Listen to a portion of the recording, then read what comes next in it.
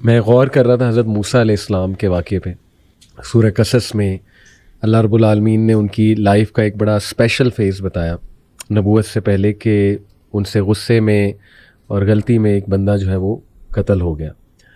تو اس کے بعد فوراً انہوں نے اپنے اندر جو ہے وہ ایک ڈر محسوس کیا، اور وہ دعا بھی بلکہ درج ہے کہ انہوں نے کہا ربی انی ظلمت نفسی فاغفر لی، اور اللہ رب العالمین نے باقاعدہ بتایا کہ ہم نے اسے معاف بھی فرمایا. تو شیخ یہ میں غور کر رہا تھا کہ اتنا امید والا واقعہ ہے.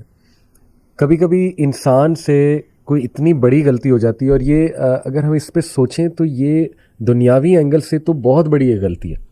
یعنی آج کوئی اس طرح کرے تو آپ سوچیں کہ وہ کتنی ٹینشن میں آ جائے گا وہ بندہ. تو کبھی کبھی انسان سے کچھ ایسی کوتاہی، کوئی غلطی ہو جاتی ہے کہ وہ بھی سوچ میں پڑ جاتا ہے میں نے کیا کیا، یہ مجھ سے کیا ہوا، اور پھر وہ اوور تھنکنگ کرتا ہے، پھر بہت زیادہ کوستا ہے اپنے آپ کو، ریگریٹ میں جاتا ہے بہت زیادہ انسان.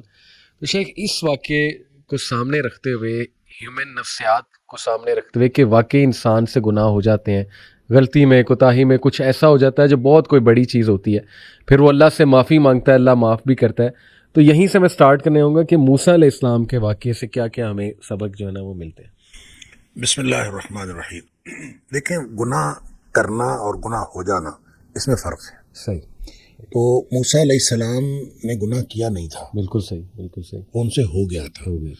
اس لیے کہ ان کی نیت تو ہرگز ان کو اس کو مارنے کی نہیں تھی. بالکل صحیح. اور دوسری بات یہ ہے کہ جو آلہ قتل تھا وہ بھی مارنے والا تو تھا ہی نہیں. صحیح صحیح. تو آپ نے تو ایک مکہ مارا تھا اور مکے سے وہ مر گیا. بالکل ٹھیک. تو اب مکہ کسی کو جب کوئی بھی شخص مارتا ہے تو کبھی بھی یہ آلہ قتل نہیں ہوتا. بالکل ٹھیک، بالکل ٹھیک. اور اس لیے یہ کہنا کہ حضرت موسیٰ علیہ السلام نے اس کو مارا تھا، تو مارا تو تھا ہی نہیں، صحیح. وہ مر گیا تھا. نیت نہیں تھی ان کی. اس لیے جو ہے اس کو عمل الشیطان بھی کہا گیا. انہوں نے کہا کہ یہ شیطان کی طرف سے تھا، صحیح صحیح. کہ یہ میری طرف سے نہیں تھا، یہ شیطان کی طرف سے. لیکن بہرحال انہوں نے رب انی ظلمت نفسی کہا، اللہ تعالیٰ سے معافی مانگی، اور اللہ تعالیٰ نے اس کو معاف کر دیا.